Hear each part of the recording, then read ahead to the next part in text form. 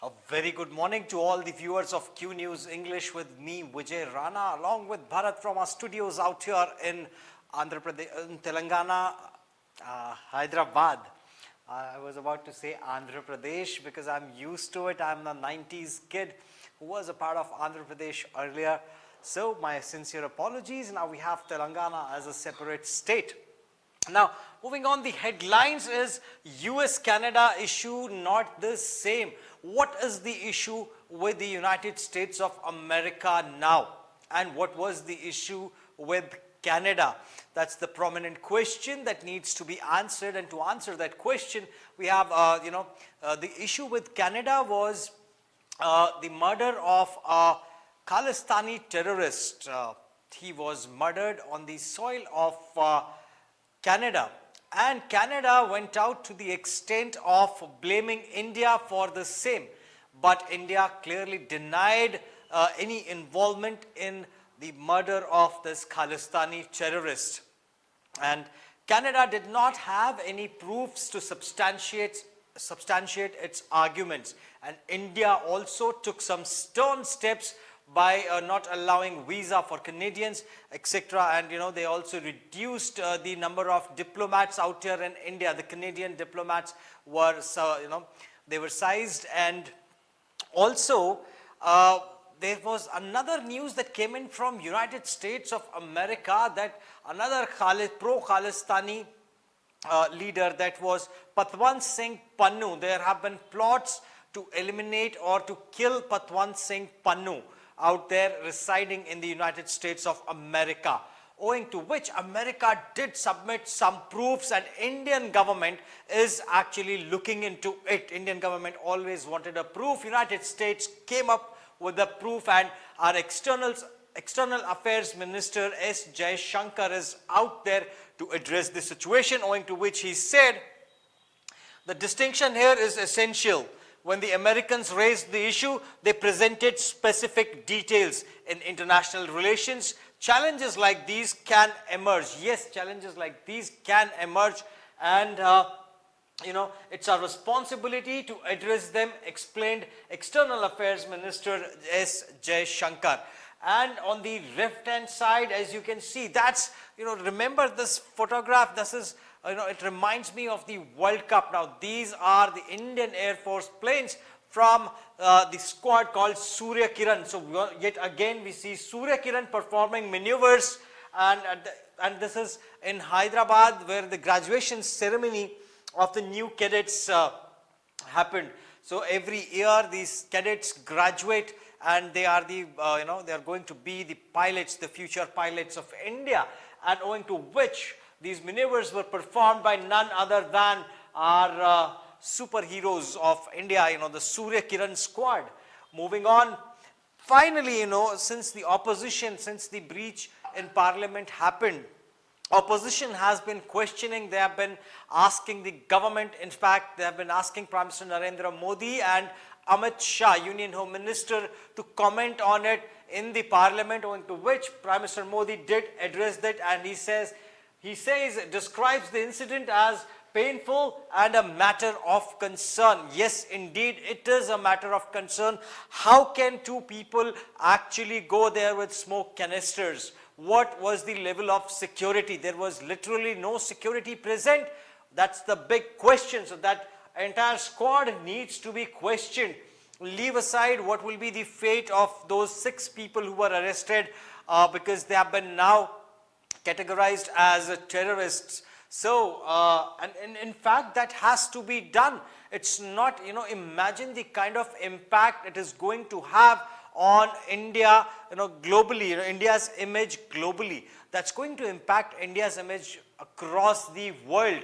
Everybody would now, especially countries like Pakistan, would definitely want to take advantage if this is the prevailing security in India. If our politicians are not secure, that's the elite, or in fact that's the leadership that leads all of us, be it our opposition or be it the ruling party. All of them were present there, and if somebody can enter there with a smoke grenade, they can as well enter with a real grenade which can have shrapnels as well, and it can cause devastating effects.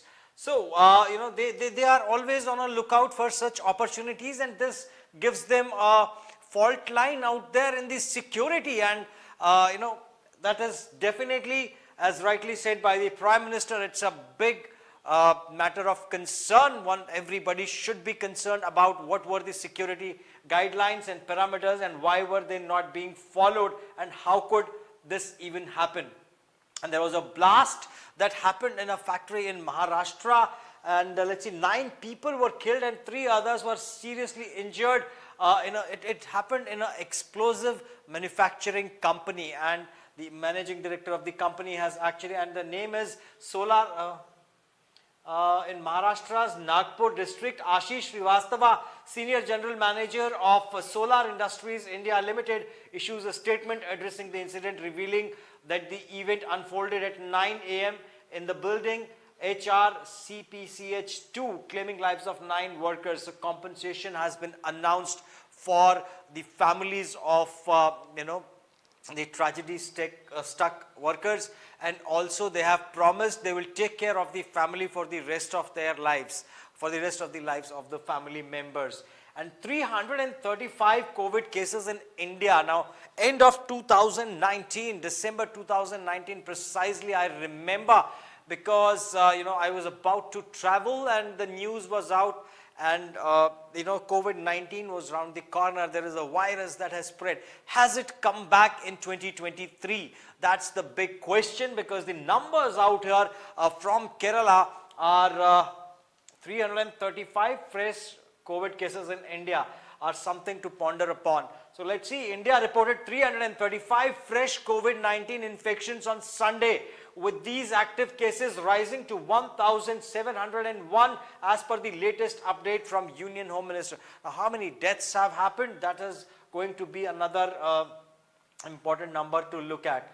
The country's overall COVID-19 caseload reached 4.50 crores. The death toll has now reached 5,33,316, with 5 additional fatalities. So out of these 335, 5 of them could not survive. So that is what the number is as of now. But if that increases, then we will have to be, what is it? Is it another alarm that, we need to be prepared for something that is going to come? And will COVID-19 again raise its head? And we also saw an infection in the children in China. So will that also be something, government also issued warning about it. So let's see, only time can tell us. And we have 61 migrants drowned off Libya coast. Now, these people were migrating into Europe, and they all, this was the fatal day when all 60 of them, including women and children, they were drowned. And the UN migration, they were all dead. So Saturday's shipwreck was the latest tragedy in this part of Mediterranean Sea, a key dangerous route. So this is a route from which, from people, they were coming from Libya, and they were going to the European Union countries, or basically Europe, where they could have a better lifestyle, a better, they always wanted to better their standard of living, and they wanted to migrate, and they all perished to this, in the hands of nature. And we also have a message here from Rishi Sunak, the Prime Minister from United Kingdom of Indian origin. He says illegal migration threatens to overwhelm Europe. Enemies could use immigration as a weapon by deliberately dividing people to our shores to try to destabilize European society. This is, now they are realizing this. They are realizing that all these illegal migrations will be a big challenge. Earlier, they were, in pretext of being liberal, they were allowing people to actually, migrate, and a lot of, in fact, a lot of visas were also being granted. That should be stopped. You need to be selective when it comes to allowing anybody to enter your country. Also, we have Catherine, the French foreign minister, says an immediate truce is necessary. Now, she is referring to this ongoing war between the terror and in fact Israel and Hamas, the war of terror, and she says there has to be a truce and immediate action must be taken, the hostages must be released. The whole world is saying the same as of now. And what Jairam Ramesh has to say, the Congress General Secretary, why is he looking like Shashi Tharoor with a different hairstyle? Slightly different hairstyle, but the look is that of Shashi Tharoor. All right, the PM is running away from a debate for a very simple question. Questions will be raised on the role of Mysore BJP MP Pratap Simha in facilitating the entry of intruders into the Lok Sabha on 13th of December. And that's another big question as to they had the gate pass. How did they get access to the gate pass is a big question, and the MP belongs to Bharatiya Janata Party, the ruling party out there. There might have been, they might have managed to get it, or they might have faked it. Anything is possible. But if Bharatiya Janata Party, as the allegations are from some of the ex bureaucrats, that Bharatiya Janata Party got, they actually they are behind this whatever has happened in the parliament. If that is true, why would they do something like this? Nobody can do a basic mistake of putting an ID card signed by an MP. Why would they want to leave a clue like that? So I do not agree. Tunnel where they could have also transported vehicles out there. So they were using these tunnels, and the picture depicts as to how severe the situation was out here. And now they are going to destroy all this tunnel network. So they were all beneath the ground when the when they are masterminding this attack on Israel. And also Lok Sabha polls, Congress Working Committee meeting will be held on 21st of December, headed by none other than Mallikarjun Kharge. And this is in preparation to, they are going to meet and decide their strategy, their policies about the forthcoming elections in 2024. Moving on, Governor destroying peace, says Vijayan. So Kerala Chief Minister says, Mr. Muhammad, I think is his name, he says Khan, Mr. Khan is the one who's actually not allowing the bills to pass. And also he called the SFI or CPIM students wing, the students of Federation Federation of India, the student wing, the student SFI, yes. So he called the SFI students as gundas. So owing to these remarks and not passing the bills that were staged to him, so he's calling the governor as he's the one who's destroying the peace out there. And as a series of events, on one hand we have a war going on between Israel and Hamas. On the other hand, we have a war going on between Ukraine and Russia. Now comes North Korea, and they have actually fired a ballistic missile out there. The South Korean military promptly shared launch details. Now they are actually intimidating. They are actually, the US had implied sanctions on them, owing to which they are showing we don't care. This is our capability. We can. It's a short-range missile, though. But yes, they are displaying their strength. They are displaying their power. That if time comes, we can utilize ballistic missiles also, and they can be nuclear powered as well. Now, row over naming airport after Tipu. Now, Tipu Sultan. The news comes from Karnataka. He was ruling Karnataka once upon a time, and BJP wanted the name. I have been to this airport, a very beautiful one, and you must get a photograph clicked outside the airport where the flag, Indian flag, is flying high. It's it's a very wonderful view, very neatly maintained airport. So it says tensions between the ruling Congress and BJP have escalated over the proposed renaming of Mysore airport after Tipu Sultan. The BJP vehemently opposed the idea and is gearing up for confrontational stance, potentially turning the matter into communal issue with the state. So this is going to be a communal issue, and ideally they wanted it to be named as Wadiar, I think. Let me see. Zamir Ahmad Khan and other BJP comes in earlier designation of Tipu. Yes, they wanted to name the train also as Wadiyar Express and expunge the term Mysuru Tiger, believed to be associated with Tipu Sultan. So they are also changing this, the whatever has been written in the textbooks. So NCERT textbooks is what they are referring to. So they don't want to use the term Mysore Tiger for Tipu Sultan. Also moving on, we have Jeff Bezos to build clock lasting for 10,000 years. So the billionaire, the richest man on the planet, wants to build a clock. Now why this is being done? This is being done to leave a mark for the generations and generations and generations to come. That is what his attempt is now. And bureaucrats, son and two others held. So this is in a late night development in Thane police special. Now who is a bureaucrat? Who is the bureaucrat? And his son, you know why his name appears here. So Ashwajit Gaikwad identifies as prime suspect along with his associate Romil Patil and Sagar Shelke were taken into custody by the Thane police. The two SUVs linked to the crime, a Scorpio and a Land Rover Defender, were also seized for further investigation. So they were mowing down a woman. That is the allegation, and they are related to